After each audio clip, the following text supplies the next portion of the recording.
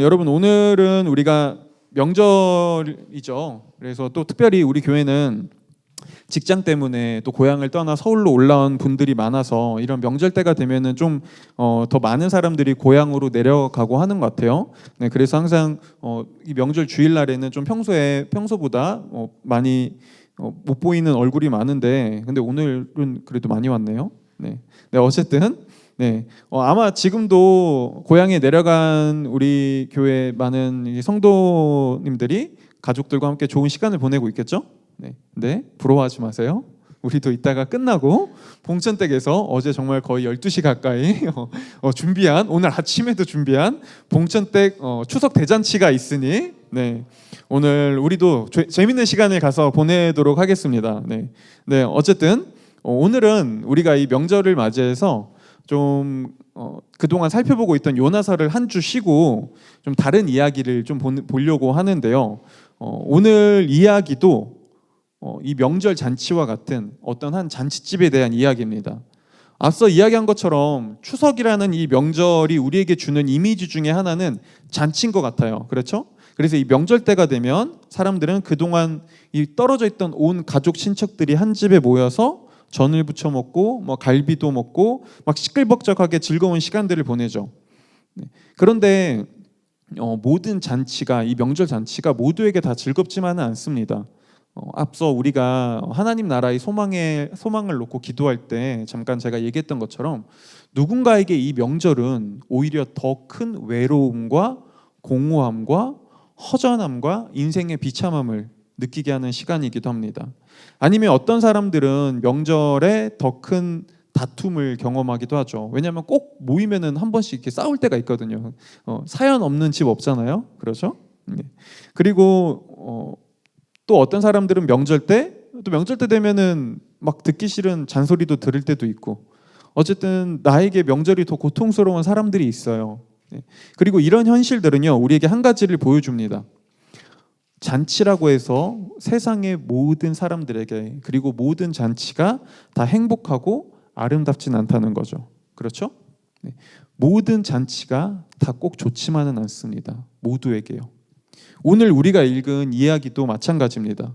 오늘 이야기는 세상에서 가장 행복하고 가장 아름다웠어야 할 한 결혼 잔치에서 일어난 일인데요. 이 결혼 잔치에 한 위기가 닥칩니다. 그런데 이 위기 속에 예수님이 계셨고요. 예수님은 어떤 기적을 행해서 이 잔치의 문제를 해결해 주시죠. 그리고 성경은 오늘 예수님이 이 잔치집에서 행한 이 기적을 두고요, 이게 첫 번째 표징, 상징이었다고 말해요. 이 표적을 영어로 성경은 보면 사인으로 번역했거든요. 여러분, 사인은 뭐죠? 어떤 그 중요한 메시지를 담은 그런 상징을 우리가 사인이라고 하기도 하죠. 그러니까 오늘 이 이야기는요, 예수님이 굉장히 중요한 메시지를 이 이야기를 통해, 기적을 통해 전달하고 계셨다고요. 자, 이렇게 들으니까 오늘 이야기가 굉장히 뭔가 대단한 이야기 같지만, 사실 오늘 이야기를 조금 더 자세히 우리가 살펴보면은 그냥 표면만 보면은 이건 그렇게 대단한 이야기가 아닙니다. 왜냐하면 오늘 이야기는 쉽게 말하면 이런 거거든요. 예수님이 포도주가 떨어져서 포도주 리필해 줬어요. 그렇죠? 딱 그 내용입니다. 사실은 이거는 그렇게 대단하다고 하기엔 너무 보잘것없어요. 미국의 유명 작가인 레이놀즈 프라이스라는 작가는요, 오늘 이야기를 두고 그래서 이렇게 이야기했습니다. 만약 누군가의 영웅적 일대기를 소설로 만든다면 적어도 그 첫 번째 상징적인 이야기로 사회적인 한 실수를 해결하는 이야기를 넣지는 않는다. 예수님의 기적이 첫 번째 표징이라고 할 수 있는 논리적인 설명은 이것이 지어낸 소설이 아니라 반드시 일어났어야 할 일이었기 때문이다. 네, 이걸 조금 더 설명드리자면 이런 겁니다. 여러분, 만약 우리가 누군가의 어떤 영웅적 일대기나 어떤 한 영웅이나 어떤 한 신화의 이야기를 지어낸다고 해보자고요. 그리고 그 한 영웅과 신화의 이야기를 지어내면서 내가 지어내는 이 이야기의 영웅과 신이 자신이 어떤 존재인지를 보여주는 첫 번째 아주 상징적인 중요한 사건으로 그 누구도 이런 걸 넣진 않는다는 거예요. 그 영웅이, 그 신이 호프집에 맥주가 다 떨어져서 그 맥주를 리필해 줬습니다. 그게 그 신이, 그 영웅이 행동한 첫 번째 상징적인 사건입니다 라고 이야기하지 않는다고요. 만약 그런 이야기를 하면 사람들은 조롱거리면서 이렇게 말할 게 뻔하거든요. 그게 뭐야? 아니 뭐 그런 영웅이 있어요? 뭐 주정뱅이의 신인가요? 그럼 뭐 맥주 신이에요? 이렇게 비아냥거릴 게 뻔하거든요. 그렇죠? 전혀 위대해 보이지 않습니다. 그런데 보세요. 오늘 성경은요. 예수님이 자신이 하나님의 아들이면서 세상을 구원하러 온 메시아라는 걸 보여주는 첫 번째 상징으로 또 다 떨어진 포도주를 리필하고 있다고 말해요. 왜요? 왜 이런 걸 얘기할까요? 이유는 간단합니다. 오늘 이야기는 예수님의 위대함을 지어낸 소설이 아니라 진짜 예수님이 행한 일을 적은 역사적 사실이었으니까요. 그렇죠? 네. 이건 그냥 있는 그대로의 이야기를 쓰고 싶었으니까요. 하지만 그럼에도 우리가 가질 수 있는 질문은 이거예요. 아니, 오케이, 거기까지는 알겠어요. 그런데 도대체 왜 예수님이 자신이 하나님의 아들이자 메시아라는 걸 보여주는 첫 번째 이 상징적인 사건으로, 기적으로 왜 겨우 이 정도 일을 행하셨죠? 왜 겨우 포도주 리필하신 거죠? 오늘 우리는 크게 세 가지를 가지고 오늘 예수님이 행하신 기적에 담긴 의미 세 가지를 좀 살펴보려고 하는데요. 먼저 첫 번째는요. 진짜 잔치는 무엇인가에 대해서 얘기할 거고요. 두 번째는요. 예수님이 바라보고 계신 잔치에 대해서 이야기할 거고요. 마지막 세 번째는요. 우리는 어떻게 이 잔치에 참여할 수 있는가에 대해서 얘기하려고 합니다. 먼저 첫 번째입니다. 진짜 잔치는 무엇일까요? 여러분 여기서 결혼하신 분은 얼마 없긴 하지만 저를 포함해서 결혼한 분들은 알겠지만 한국에서도 결혼식은 굉장히 중요한 행사입니다. 근데 여러분들이 앞으로 결혼해보면 알겠지만 결혼할 때 다 결혼했으면 좋겠어요. 결혼 꼭 할 거예요. 네. 결혼의 축복을 빕니다. 네. 근데 어쨌든 네. 여러분 결혼식을 준비할 때 굉장히 신경 쓸 게 많습니다. 굉장히 준비할 게 많아요. 어떤 식장을 잡을지부터 어떤 식장을 잡아야 하는지부터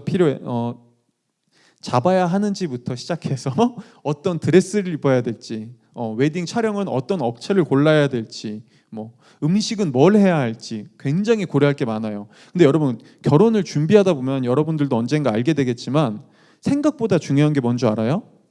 결혼식에 올 하객들이에요. 결혼식에 올 하객들을 맞이하는 게 생각보다 결혼식에서 굉장히 중요한 일 중에 하나입니다. 마찬가지로요. 예수님 당시에 이스라엘도요. 결혼식은 매우 중요한 집안의 행사였고요.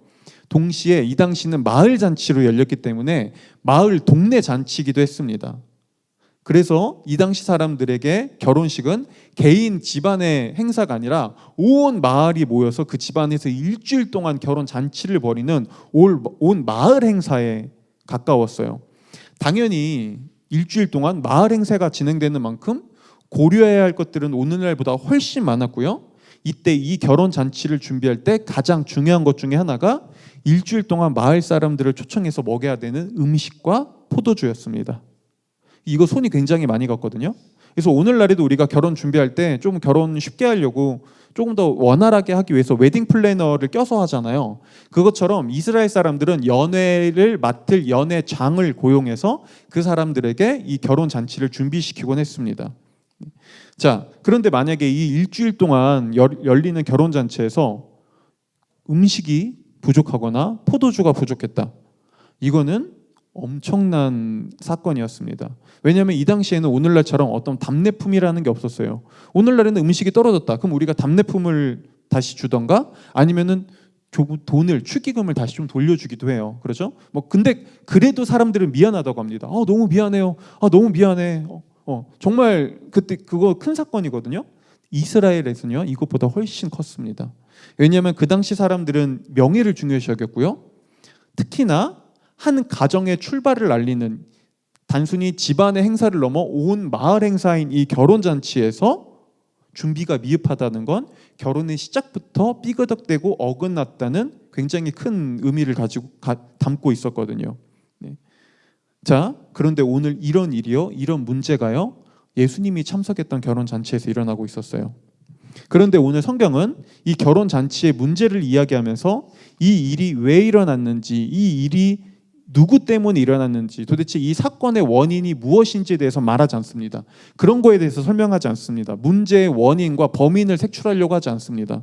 오늘 성경은 그저 한 가지만 얘기합니다. 포도주가 떨어졌어요. 이 중요한 잔치에서 포도주가 바닥났습니다. 성경은 딱 그것만 얘기해줘요. 왜 그럴까요? 오늘 성경이 우리한테 얘기해주고 싶어하는 메시지 중에 하나는 이거였거든요. 세상의 잔치는 결코 완벽하지 않고 영원하지 않다. 세상의 잔치는 언젠가 바닥난다. 이게 오늘 성경이 잔치, 포도주가 떨어진 한 결혼잔치 이야기를 통해 우리한테 말하고 싶어하는 메시지였습니다. 그리고 이거는요, 구약 성경의 전도서라는 책에서도요, 이와 비슷한 말을 하는데요, 전도서의 저자는 이 세상에서의 잔치를 두고 우리에게 이렇게 얘기해 줍니다. 전도서 7장 4절을 우리가 한번 읽어볼게요. 한번 읽어보겠습니다. 시작.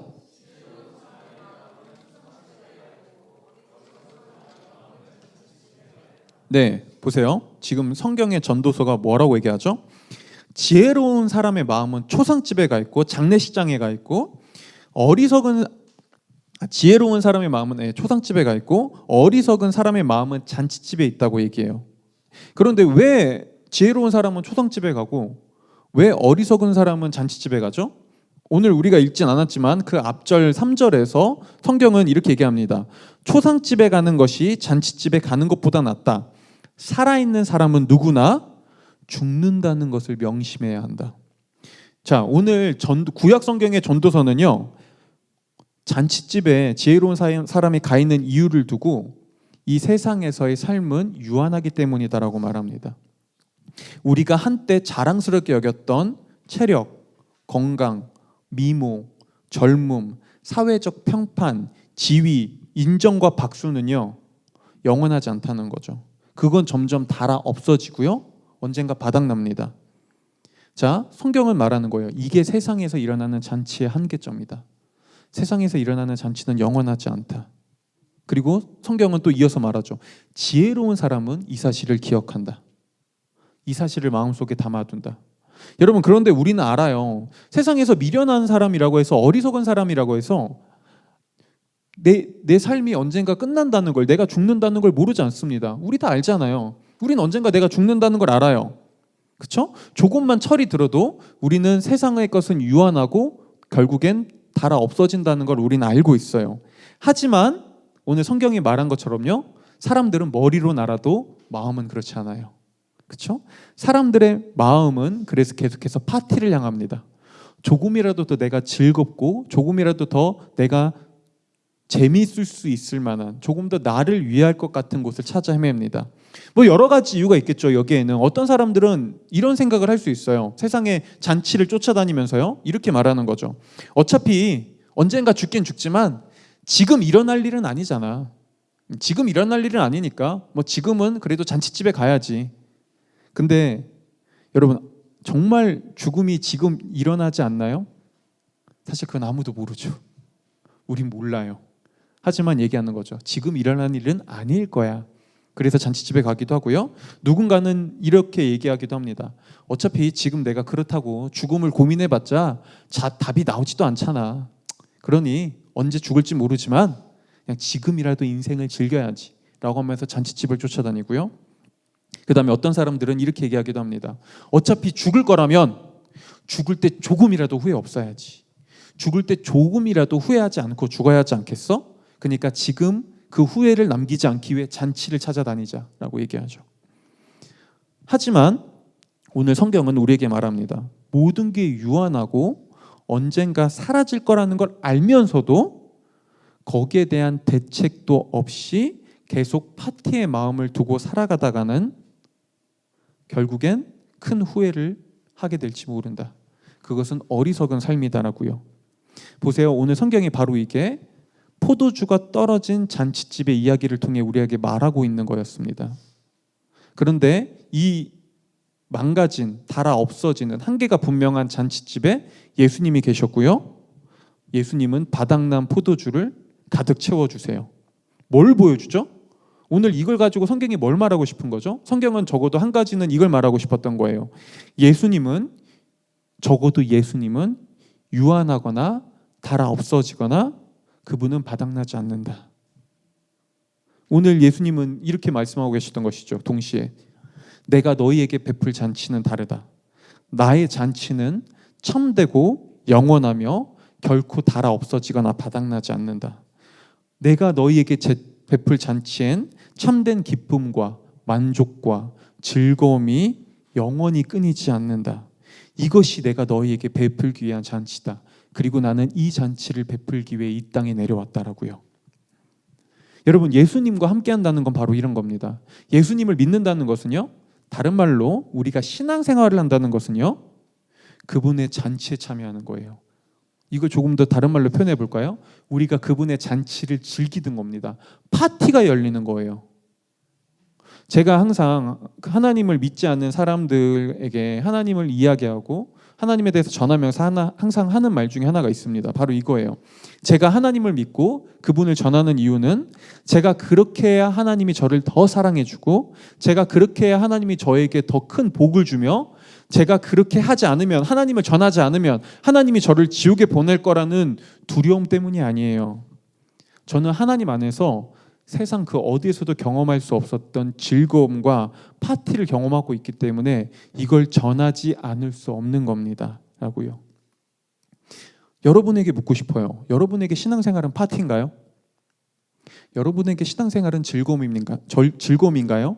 아니면 여러분들에게 교회를 다니고 여러분들에게 예배를 드리고 여러분들에게 찬양을 하고 이 시간 이 자리에 나오는 모든 순간들은 노동과 무거움과 부담인가요? 우리는 그 누가복음 15장에서 예수님이 들려준 한 비유 속에서 이와 비슷한 하나님을 잔치로 즐기지 못하는 한 사람을 볼 수 있는데요. 바로 부자 아버지를 둔 첫째 아들이었습니다. 이 첫째 아들은요, 오늘날로 치면 재벌 2세였어요. 그의 아버지는 그 당시에 가장 마을에서 잘 살았고요. 여러 종과 하인들이 집에 있었으며 그는 얼마든지 그 아버지의 재산을 사용할 수 있었습니다. 그런데 이런 첫째 아들이 아버지가 파티를 열 때 그 파티에서 뭐라고 얘기하는 줄 아나요? 그 파티를 즐기고 그 파티에 동참하는 것이 아니라 아버지를 향해 이렇게 말합니다. 제가 읽어드릴게요. 그러나 그는 아버지에게 대답하였다. 나는 이렇게 여러 해를 두고 아버지를 섬기고 있고 아버지의 명령을 단 한 번도 어긴 일이 없는데 나에게는 친구들과 함께 즐기라고 연무소 새끼 한 마리라도 주신 일이 없습니다. 여러분, 우리는요 지금 이 첫째 아들의 말 속에서요 그가 어떻게 살고 있는지를 볼 수 있습니다. 그가 아버지의 집에서 어떤 마음으로 살고 있는지를 알 수 있어요. 그는 종처럼 살고 있었어요. 그는 한 번도 아버지의 집에서 잔치를 즐겨본 적이 없습니다. 지금 그가 말하고 있는 거잖아요. 한 번도 저에게 잔치를 베풀어 주신 일이 없습니다. 왜요? 자, 여러분, 왜 첫째 아들은 아버지의 집에서 잔치를 경험하지 못했죠? 많은 사람들은 이렇게 오해할 수 있습니다. 아버지가 잔치를 열어주지 않아서요. 하나님이 저에게 잔치를 열어주지 않아요. 하나님이 저에게 파티를 한 번도 열어준 적이 없어요. 하나님은 제 인생에 한 번도 즐거움을 주신 적이 없어요. 라고요. 아니요. 오늘 첫째 아들이 아버지의 집에서 잔치를 즐기지 못한 이유는요, 바로 이것 때문이었어요. 나는 아버지의 말씀을 어기지 않고 철저히 지켜야지만, 열심히 일해야지만, 최선을 다하고 도덕적으로 윤리적으로 살아야지만 첫째 아들로서 지위를 유지할 수 있어. 내가 그렇게 해야 아버지의 첫째 아들이 될 수 있어 라는 생각 때문에요.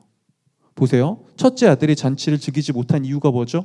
아버지가 잔치를 열어주지 않아서요? 아니요. 그가 아버지를 오해하고 있으니까요. 그가 아버지를 모르고 있거든요. 이게 첫째 아들이 아버지의 집에서 잔치를 즐기지 못한 이유였습니다. 첫째 아들은요, 사실 아버지에게 얼마든지 이렇게 얘기하면 됐어요. 아버지, 저 파티 좀 열게요. 아버지, 저 송아지 좀 잡겠습니다. 이번에 저 오늘 일 안 할래요. 저 이번에 친구들 초청해서 함께 잔치를 즐길래요. 라고 요구했으면 됐습니다. 근데 큰아들은 하지 않죠. 왜요? 자긴 그렇게 하면 안 된다고 생각했거든요. 그렇게 하면 좋은 아들이 될 수 없을 거라고 생각했거든요. 그는 아버지의 잔치가 무엇인지 몰랐거든요. 여러분들은 어떠신가요? 여러분들에게 하나님도 혹시 이 큰아들, 첫째 아들과 같이 났나요? 여러분 신앙생활하면서 교회를 다니면서 그분과 즐거움을 경험해 보신 적 있으신가요? 아니, 하나님은 여러분에게 그냥 즐거움인가요? 이 신앙생활은 여러분에게 기쁨인가요? 교회를 다닌다는 건, 예배 드린다는 건 여러분에게 잔치인가요? 만약 여러분들에게도 여전히 하나님을 믿고 신앙생활하는 게 잔치가 아니라면, 여전히 그것이 부담과 무거운 짐이라면, 여러분 오늘 이 이야기에, 앞으로 우리가 더 살펴볼 이야기에 집중해 보시기 바랍니다. 예수님이 우리에게 진짜로 어떤 잔치를 열어주길 원하는지를 한번 들어보세요. 그분은 지금 이 순간에도 우리에게 이렇게 말씀하고 계세요. 나의 잔치는 네가 생각하는 것보다 훨씬 더 크고 훨씬 더 화려하며 훨씬 더 기쁘고 훨씬 더 즐겁다. 나는 이 잔치를 베풀기 위해 세상에 왔다.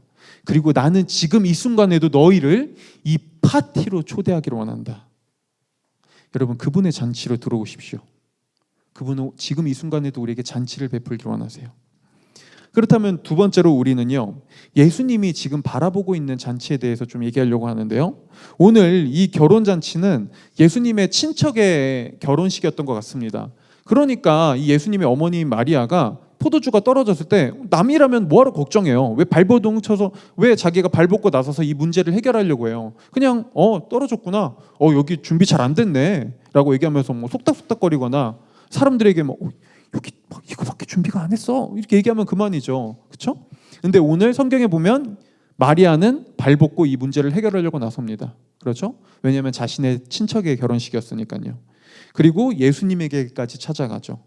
왜냐하면 마리아는 예수님이 태어난 그 탄생의 과정을 알고 있었거든요.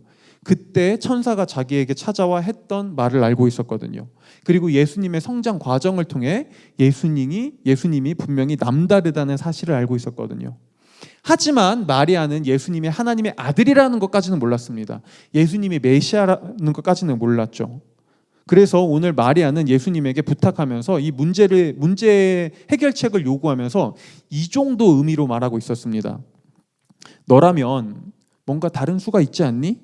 너라면 다른 사람은 생각지도 못한 그런 지혜로 이 문제를 해결할 수 있지 않니? 그러니 좀 어떻게 좀 해볼 수 있겠니? 라고 물어본 것이죠. 자, 이게 마리아가 예수님께 부탁한 내용이었어요. 그런데 이 부탁에 오늘 예수님이 뭐라고 대답하시죠? 오늘 예수님은 너무 생뚱맞은, 그냥 말도 안 되는 이야기를 하십니다. 이렇게 얘기하시죠. 여자여, 그것이 나와 당신에게 무슨 상관이 있습니까? 아직도 내 때가 오지 않았습니다. 여러분, 이게 이해가 되나요? 그리고 이런 예수님의 모습은 우리에게 굉장히 낯설게 느껴지죠. 아니, 갑자기 엄마한테 여자여라니요. 갑자기 너무 버르장머리가 없어진 것 같지 않나요? 그렇죠? 자, 그런데 여기에 대해서 조금 설명을 드리자면, 사실 지금 예수님은요, 사적인 부탁을 하고 있는 마리아에게 공적인 대답을 하고 있었습니다. 그래서 한글 성경에는 여자여라고 번역한 이 여자여라는 헬라어의 의미는요, 영어로는 약간 ma'am, 그러니까 우리나라로 치면 여사님, 이 정도, 귀부인, 이 정도 의미라고 할 수 있어요. 그러니까 이거 조금 더 쉽게 설명드리자면요, 지금 마리아는 사적인 문제를 가지고 부탁하고 있었던 거예요. 예를 들면 오늘 저희 그 부모님도 교회에 오셨는데, 저희 어머님이 저에게 지극히 개인적인 부탁을 하는 거예요. 근데 교회의 어떤 공적인 것을 가지고, 그래서 재우가 뭐 이번에 뭐 하는데 교회 뭐 물건이나 아니면 예산을 부탁하는 거죠. 그러면 제가 이렇게 말하는 거예요. 강 권사님, 여기서 이러시면 안 됩니다. 라고요. 무슨 말인지 알겠나요? 이 차이가 뭔지 알겠어요? 오늘 예수님이 바라보고 있는 결혼잔치와 마리아가 바라보고 있는 결혼잔치는 달랐습니다.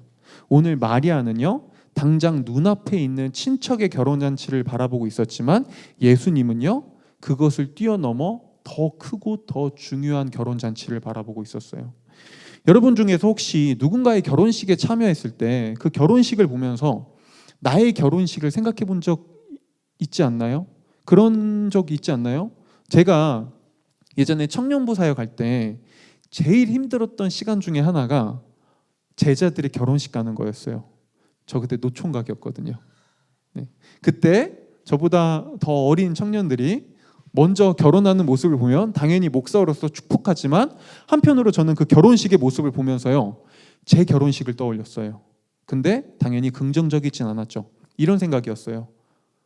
야, 나보다 어린 저 제자들도 결혼하는데 목사인 나는 아직도 결혼도 못하고, 나는 결혼은 할 수 있을까? 진짜 나에게 결혼의 그런 순간이 올까? 저는 제 결혼식을 떠올렸습니다. 그리고 지금도 저는 종종 누군가의 결혼식에 참여했을 때 제 결혼식을 떠올립니다. 이제는 제가 예전에 했던 결혼식이죠. 나는 그때, 나도 그때 이랬는데, 그때 나도 결혼식 때 참 이런 모습이었는데, 그러죠? 여러분, 이처럼 우리는 종종 다른 누군가의 결혼식에 가서 나의 결혼식을 바라볼 때가 있습니다. 그리고 바로 이게 오늘 예수님이 바라보고 계신 거였어요. 예수님은 지금 이 다른 자신의 친척의 결혼잔치에 참여해서 다른 결혼잔치, 자신의 결혼잔치를 보고 계셨습니다. 여러분, 성경은요, 놀랍게도 매우 많은 곳에서 하나님과 우리와의 관계를 설명하면서 그거를 신랑과 신부의 관계 또는 결혼의 관계로 이야기하곤 합니다. 대표적인 예로 요한복음 19장 7절 8절이 있는데요, 여기서 성경은 하나님의 나라가 완성될 때 그 모습을 두고, 천국이 완성될 때의 모습을 두고 혼인잔치, 결혼식으로 표현합니다. 요한계시록 19장 7절 8절을 우리가 한번 읽어볼게요. 한번 읽어보겠습니다. 시작.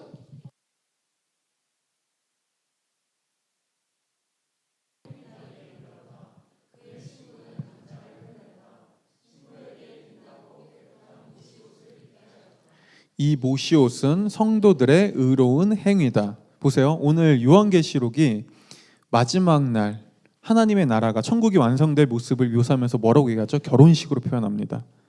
그렇죠? 여러분, 왜 성경은, 왜 하나님은 하나님과 우리가 만날 이 모습을 결혼으로 비유할까요? 이유는 너무나 간단합니다. 하나님께서 저와 여러분에게 원하시는 건 사랑이니까요. 그분은 우리를 종으로 부리거나 우리가 자신을 위한, 찬양을 위한, 무슨 교회를 위한, 어떤 봉사를 위한, 행사를 위한 도구로 사용하거나 우리가 하나님을 억지로 따르는 두려움으로, 너 나를 따르거나 나를 믿지 않으면, 나에게 순종하지 않으면 내가 너를 지옥 보낼 거야, 그러니 넌 나를 따라야만 해 라는 두려움 속에서 그분을 따르게 하기를 원한 게 아니라요, 그분은 우리를 사랑하기를 원하셨거든요. 그리고 우리가 그분을 사랑하기를 원했어요. 그리고 우리는 종종 드라마나 영화에서, 그리고 현실에서도 얼마든지 일어날 수 있죠. 내가 누군가를, 내 신랑을, 그 다음에 신부를 사랑하지 않는데 어떤 조건 때문에, 아니면 어쩔 수 없이 뭐 정략적이든 여러 가지 이유로 결혼하는 모습을 볼 수 있습니다. 그렇죠? 그리고 적어도 우린 그걸 가지고 행복한 결혼, 좋은 결혼이라고 말하지 않습니다. 그건 그냥 어쩔 수 없이 치러야 하는 행사일 뿐이죠. 그렇죠? 여러분, 바로 이게 오늘날 우리가 하나님과 결혼 잔치를 누리지 못하는 이유입니다. 왜 우리는 하나님과 그런데 이런 사랑을 누리지 못할까요? 왜 앞서 하나님은 우리와 결혼식을 얘기하는 이유가 그분과 사랑하고 그분과 사랑을 나누는 이 아름다운 관계를 맺기 위함인데, 왜 우리는 더 이상 하나님과 그런 사랑을 잘 나누지 못할 때가 많을까요? 이유는 간단합니다. 우리가 하나님을 마음으로 아는 것이 아니라 종교적 행사와 거칠의만으로만 아니까요. 우리가 그분을 진짜 사랑하지 못하니까요. 그리고 하나님을 사랑하지 않은 사람들에게 예배와 하나님을 믿는 신앙생활은요, 잔치가 아니라 억지입니다. 결코 잔치가 될 수 없습니다. 하나님을 사랑하지 않으면 우리는 결코 그분 안에서 이 예배를 즐거워할 수 없습니다. 그러면 누군가는 이 이야기를 듣고 이런 질문을 할 수도 있죠. 그럼 어떻게 해야 되죠? 어떻게 하면 하나님을 그렇게 사랑하면서 하나님의 잔치를 경험할 수 있는 거죠? 어떻게 하면 그 즐거움을 누릴 수 있나요? 뭘 더해야 하죠? 여러분, 뭘 더해야 하는 거에 방법이 있지 않아요. 우리가 무엇을 더한다는 거는요, 종교입니다. 그건 행위죠. 우리가 하나님을 사랑하기 위해, 그분의 잔치를 진짜 누리기 위해 우리가 해야 될 일은요, 오직 하나입니다. 나를 향한 하나님의 사랑을 그냥 더 깊게 깨닫고 알아가면 됩니다. 나를 사랑하는 하나님께서 나를 위해 나를 사랑하기 때문에 얼마나 큰 헌신과 희생을 행하셨는지를 알아가면 됩니다. 여러분, 우리는 종종 이런 경험할 때 있어요. 가끔 뭐 유튜브나 아니면 TV 프로그램이나 아니면 공익 광고에서 자녀를 향한 부모님의 이 헌신과 희생과 사랑을 이야기하는 그런 감동적인 광고들이나 메시지들, 영상들을 볼 때가 있거든요. 그때 우리 뭐 하죠? 그때 우리 부모님이 강요하지 않아도 저절로 감동합니다. 부모님께 연락하고 싶어지고요. 부모님을 더 사랑하고 싶어지죠. 왜요? 강요한 건가요? 아니요. 영상을 통해, 공익 광고를 통해 나를 향한 부모님의 사랑이 어떤 거였는지를 우리가 좀 더 깨닫고 다시 바라보기 시작한 거거든요. 보세요. 하나님을 사랑하는 방법도 이와 같습니다. 하나님이 나를 위해, 우리를 위해 얼마나 큰 사랑을 베풀었는지를 우리가 더 볼 수 있다면, 그걸 알 수 있다면 우리는 그분을 사랑하게 돼요. 그리고 이게 호세아 6장 6절이 우리에게 말한 거죠. 제가 읽어드릴게요. 그래서 성경은 우리에게 이렇게 말합니다. 내가 바라는 것은 변함없는 사랑이지 제사가 아니다. 불살라 바치는 제사보다는 너희가 나 하나님을 알기를 더 바란다. 그렇죠? 여러분, 이게 바로 성경이 우리한테 말하는 하나님을 사랑하고 그분의 잔치에 참여할 수 있는 유일한 방법입니다. 그분을 알아가십시오. 그분을 알아가세요. 네. 그러면 그리고 바로 이게 오늘 우리가 살펴볼 마지막 세 번째 내용이기도 하죠. 우리는 그렇다면 어떻게 이 잔치에 참여할 수 있을까요? 그 잔치를 어떻게 더 누려갈 수 있을까요? 오늘 우리는 마리아를 향한 예수님의 대답에서 여기에 대한 힌트를 좀 알 수 있는데요. 오늘 예수님은 그 마리아에게 여자여 라고 말하면서 그 뒤에 이렇게 얘기해요. 아직은 내 때가, 다른 말로는 내 시간이 아닙니다. 근데 이때 예수님이 말한 내 때, 내 시간이라는 말은요, 요한복음에서 몇 번 사용되거든요. 이 단어가. 근데 항상 똑같은 사건, 똑같은 한 시간을 두고 사용돼요. 언제냐면요, 바로 예수님이 십자가에 달려 죽을 그 시간, 그 때를 향해 사용돼요. 그러니까 여러분, 예수님은 지금 이렇게 말씀하고 계셨던 거예요. 나는 단순히 친척의 결혼잔치에 떨어진 포도주 문제를 해결하기 위해 이 땅에 오지 않았습니다. 나의 시간과 나의 목적은 더 큰 결혼잔치에 있습니다.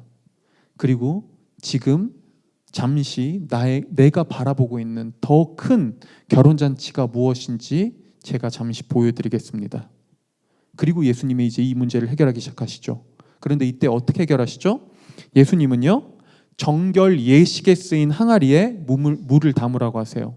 여러분, 정결 예식에 쓰인 항아리는 뭐냐면요, 쉽게 말하면 이스라엘 당시에 손 씻는 물이었어요.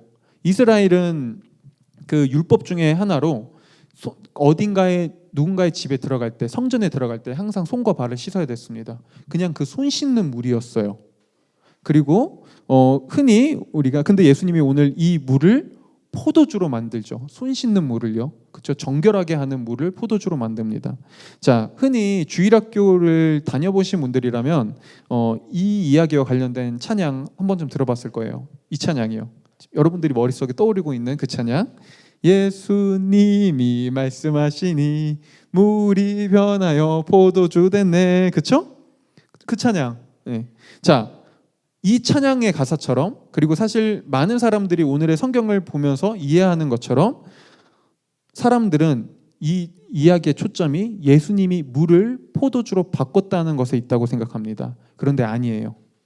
오늘 이야기의 초점은요, 물을 포도주로 바꿨다는 것이 아니라 정결 예식에 쓰이는 물이 포도주로 바뀌었다는 것에 있어요. 여러분, 왜 정결 예식일까요? 이스라엘에 하나님이 정결 예식을 주신 이유는요, 그들에게 이런 메시지를 주고 싶었던 거였습니다. 너희는 부정하다. 너희는 더럽다. 너희는 내 앞에 나오기에 죄인이다. 그래서 너희는 깨끗해지고 너희는 정결해져야만 한다. 라고요. 자, 이 이야기를 듣고 어떤 사람들은 이런 질문을 할 수 있습니다. 그거는 이스라엘 사람들에게나 해당되는 거 아닌가요? 아니, 그거는 성경시대 예전 유대인들에게 해당되는 거 아니에요? 그리고 저는 제가 그렇게 죄인이거나 저는 제가 그렇게 더럽다고 생각되지 않거든요. 아니, 저 착하고 바르게 잘 살아왔어요. 저 부모님 말씀도 잘 듣고 큰 잘못을 저지른 적이 없다고요. 그런데 왜 그렇게 나를 죄인이라고 기독교는 얘기하는 건가요? 그거 가스라이팅 아니에요? 라고 얘기할 수 있죠. 자, 여러분 정말로 그럴까요? 여러분 정말 내가 정결하고 깨끗하다고 생각하시나요? 우리 한번 조금만 생각해 볼까요? 여러분 중에서 살면서 단 한 번도 내 외모와 내 몸매에 대한 컴플렉스를 가져보지 않은 분이 있으신가요? 여러분 중에서 살면서 단 한 번도 나를 향해 나는 왜 이렇게 못났지? 나는 왜 이렇게 모질이야? 난 왜 이렇게 바보 같을까? 라고 자신을 비난해 본 적이 한 번도 없는 분이 있나요? 여러분 중에서 단 한 번도 나를 질책하고 나에게 자책하지 않고 살아온 분이 있으신가요? 아니요. 우리는 다 한 번쯤 그렇게 해봤습니다. 우리는 다 한 번쯤 내 외모와 내 몸매에 대한 컴플렉스, 내 인생에 대한 컴플렉스, 나를 향한 자책과 비난, 비하함을 가지고 있었죠. 우리는 내가 조금만 실수해도 또 내가 거울을 바라보며 혹은 내 곁에 누군가를 바라보며 누가 시키지 않아도 가장 먼저 나를 비하합니다.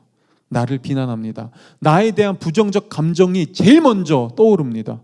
그러죠? 왜요? 왜 그렇죠? 사실 우리는 알고 있어요. 내가 부정하다는 것을요. 우리는 내가 더럽다는 사실을 알고 있습니다. 그래서 우리는 나를 정결하게 만들기 위해 노력합니다. 화장으로, 운동으로, 더 좋은 조건의 사람을 만나는 것으로, 더 많은 돈으로, 더 좋은 회사로, 더 좋은 학벌로 뭐 하는 거죠? 우리는 나를 정결하게 하려고 합니다. 나의 부정함을 덮으려고 하는 것이죠. 그렇죠? 왜 그럴까요? 왜 우리는 모두 다 그럴까요? 왜냐하면 사실 우리는 모두 영혼 깊숙한 곳에서 느끼고 있거든요. 내가 더럽다는 것을요. 나는 부정하다는 것을요. 그래서 나는 깨끗이 씻어야 된다는 것을요. 우린 누구보다 잘 알고 있습니다. 하나님은요, 구약의 정결 예식을 통해 우리에게 이 말씀을 하고 계셨던 겁니다. 너희는 정결해야 될 필요가 있다. 너희는 더러워졌다. 너희는 가장 중요한 무엇인가를 잃어버렸다. 자, 그렇다면 왜 우리는 정결함을 잃어버렸을까요? 왜 우리는 이다지도 이렇게 부정해져 버렸을까요? 성경은 그 이유가 우리가 하나님과의 결혼식을 깨뜨렸기 때문이라고 말합니다. 우리는 가장 아름답고 가장 행복하며 가장 설레는 마음으로 신랑에게 사랑받아야 할, 있는 그대로 축복받아야 할 그 결혼식을요, 우리가 깨뜨려 버렸습니다. 우리는 결혼식을 망쳤습니다. 우리는 순결함을 잃어버렸습니다. 우리는 그 결혼식을 파탄냈습니다. 그리고 하나님은 이 결혼식을 파탄낸 우리에게 그분을 배신한 신부인, 순결함을 잃어버린 신부인 우리에게 얼마든지 책임을 물을 수 있었습니다. 그분은 우리에게 파탄난 결혼 비용, 거기에 따른 손해, 정신적 피해 보상 등을 청구할 수 있었습니다. 그리고 하나님이 그렇게 우리에게 대가를 청구해도 그 누구도 그걸 가지고 잘못했다고 얘기할 수 없었죠. 우리가 그 모든 걸 파탄내 버렸으니까요. 그런데 하나님이 그 아름다운 결혼식을 파탄내고 망쳐버린 우리에게, 그 잔치를 망쳐버린 우리에게 어떻게 하신 줄 아시나요? 그분은 그 순결함을 잃어버린 우리에게 다시 청혼하십니다. 그분은 우리에게 다시 프로포즈 하세요. 그러면서 이렇게 말씀하시죠. 너는 나를 배신했고 너는 나에게 상처 주었으며 너는 세상에서 가장 아름답고 행복할 결혼식을 망쳐버렸다. 하지만 그럼에도 불구하고 나는 여전히 너를 사랑한다. 너를 향한 나의 사랑은 단 한순간도 변한 적이 없다. 그러니 그 모든 책임을 내가 다 지겠다. 네가 망쳐버린 결혼식의 비용과 망가진 명예, 손해배상, 사람들의 수군거림과 손가락질과 비난을 내가 다 감당하겠다. 내가 모든 모욕과 숙치를 감당하겠다. 내가 그 값을 다 지불하겠다. 내가 다시 너를 정결하게 하겠다. 여러분, 바로 이게 오늘 예수님이 정결 예식에 쓰인 물을 포도주로 바꾼 이유였습니다. 왜냐하면 포도주는요, 피 흘림이라는 대가를 상징했거든요. 그래서 누가복음 22장 20절에서 예수님은 십자가에 달려 죽기 전날 밤 이 포도주를 자신의 피로, 목숨으로 비유하면서 이렇게 말씀하십니다. 그리고 저녁을 먹은 뒤에 잔을 그와 같이 하시고서 말씀하셨다. 이 잔은 너희를 위하여 흘리는 내 피로 세우는 새 언약이다. 여러분, 바로 이게 우리가 다시 하나님의 신부가 되고 다시 그분의 잔치에 참여할 수 있는 유일한 이유입니다. 조건과 자격은 나에게 있지 않습니다. 내가 얼마나 더 잘못하지 않고, 내가 얼마나 더 깨끗하며, 내가 얼마나 더 도덕적으로 윤리적으로 살아가야 하는가의 조건이 있지 않습니다. 거기서 자격이 주어지지 않습니다. 조건과 자격은 오직 저와 여러분을 향한 하나님의 사랑에서만 나옵니다. 그분이 우리를 위해 희생하셨다는 이 사실 하나에서 나옵니다. 여러분, 이 하나님의 사랑을 더 알아가십시오. 그분의 마음을 알아가세요. 그분의 용서와 그분의 자비를 더 깊게 묵상해 보세요. 그때 어떤 일이 일어나는 줄 아나요? 하나님이 나에게 어떤 용서를 베푸셨고, 나를 위해 어떤 대가를 기꺼이 지불하셨으며, 결혼식을 망쳐버린 나를 위해 하나님이 어떤 책임을 감내했는지를 알 때 우리에게 어떤 일이 일어나는 줄 아나요? 우리가 하나님의 사랑을 맛보기 시작합니다. 하나님의 잔치를 맛보기 시작해요.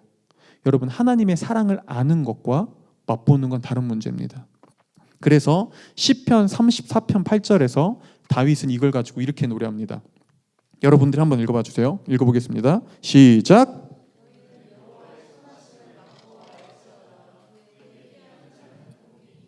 여러분, 지금 성경을 보세요. 다윗이 하나님의 선하심을 노래하면서 그는 이렇게만 말하지 않습니다. 하나님은 선하십니다 라고 말하지 않습니다. 그렇죠? 그는 거기에 한 단계 더 나가서 이렇게 말하죠. 그분의 선하심을 맛보아야 합니다. 그렇죠? 뭐죠? 하나님이 선하다는 사실을 단순히 머리로 아는 것과 맛보는 건 다르다는 거예요. 여러분, 앞서 이야기했던 예수님의 비유에서 첫째 아들은요, 아버지의 사랑을 머리로 알았습니다. 아버지의 은혜를 머리로 알았어요. 그런데 그는 그걸 맛보지 못해요. 그는 그걸 경험하지 못해요. 왜요? 아버지를 더 깊게 신뢰하지 못했거든요. 아버지께 더 깊게 들어가지 못했거든요. 앞서 말했듯 그는 용기를 내어 아버지께 이렇게 얘기해 본 적이 없어요. 아버지, 저 오늘 일 안 할 거예요. 저 오늘 쉴 겁니다. 저 잔치 좀 열어주세요 라고 담대하게 아버지께 나가 요구하지 못했거든요. 그래서 그는 아버지의 사랑을 맛볼 수 없었어요. 그는 자신의 기준과 자신이 생각하는 가치관을 깨지 못했습니다. 여러분, 어떻게 하나님의 사랑을 맛보아 알 수 있냐고요? 그분을 신뢰하십시오. 그리고 더 나아가 그분께 모험하세요. 그분께 모험하십시오. 때로는 하나님의 말씀이 이해되지 않고 굉장히 버겁고 부담되게 느껴질 수도 있습니다. 그럼에도 불구하고요, 그분께 한번 순종해 보세요. 한 발짝 더 앞으로 나가 보세요. 그러면 우리는 맛보기 시작합니다. 경험하기 시작합니다. 여러분, 오늘 이야기 속에서 예수님의 이 기적을 가장 먼저 맛보고 경험한 사람들이 누군지 아나요? 바로 하인들이었어요. 바로 이름조차 나오지 않는 하인들이었습니다. 근데 이 하인들이 이 기적을 가장 먼저 맛보고요, 가장 먼저 경험합니다. 왜요? 그들은 순종했거든요. 그들은 물을 떠다 사람에게, 저 연회장에게 갖다 주거라 라고 말씀하시는 예수님의 말도 안 되는 이 말씀에 그들은 순종했거든요. 그들은 모험했습니다. 예수님을 신뢰했습니다. 근데 예수님께 순종할 때, 예수님께 모험할 때 어떤 일이 일어나죠? 그들은 예수님의 포도주를 맛봅니다. 예수님의 기적을 가장 먼저 경험하죠. 바로 이게 우리가 하나님을 맛보고 경험하고 그분의 잔치에 참여하고 즐거움을 누릴 수 있는 가장 큰 방법입니다. 여러분, 모험하세요. 더 깊게 들어가세요. 그분께 순종하세요. 때로는 그것이 나에게 손해보는 것 같고 굉장히 위험한 일 같고 내가 지금까지 살아왔던 내 방식을 흔드는 것 같을지라도 그렇게 한번 해보십시오. 그때 우리는 맛보기 시작합니다. 말씀을 마치겠습니다. 여러분, 세상의 잔치는요 언젠가 바닥이 납니다. 그건 달아 없어져요. 하지만 예수님의 잔치는요 영원합니다. 그분의 잔치는 풍성해요. 그분의 잔치는 달아 없어지지 않습니다. 여러분의 삶을 한번 돌아보십시오. 여러분의 삶은 어떤가요? 여러분의 삶은 이런 영원하고 달아 없어지지 않으며 축복이 항상 가득 넘칠 수 있는 삶인가요? 아니면 언젠가 바닥날게 보이는 즐겁지만 그 즐거움을 위해 수없이 많은 고통과 고난을 짊어져야 하는 삶인가요? 신앙생활은 어떠신가요? 여러분에게 하나님을 믿는 교회를 다니는 이 신앙생활이 무거운 짐으로 여겨지진 않나요? 하나님과의 관계가 의무와 규칙으로만 느껴지고 있진 않으신가요? 여러분, 하나님은 우리에게 그런 의무와 규칙을 원하시는 것이 아니라 사랑을 원하세요. 사랑하면 우리는 그분의 잔치에 참여하기 시작합니다. 어떻게 경험할 수 있냐고요? 하나님의 마음을 더 깊게 알아가십시오.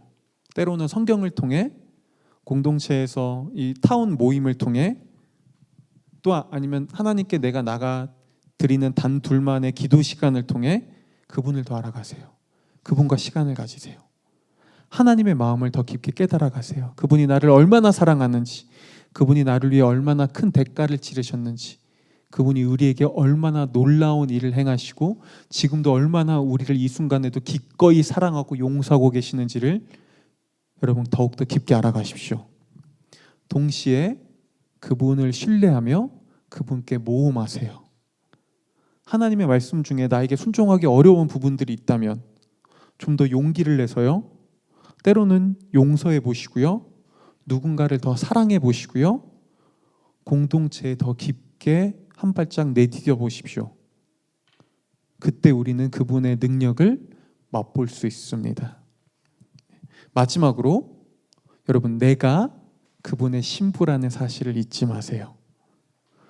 우리는 하나님의 사랑과 희생 때문에 그분의 주인공이 됐습니다. 여러분, 결혼식장에서 굉장히 아이러니하지만 항상 동일한 모습이 있는데 뭔지 아시나요?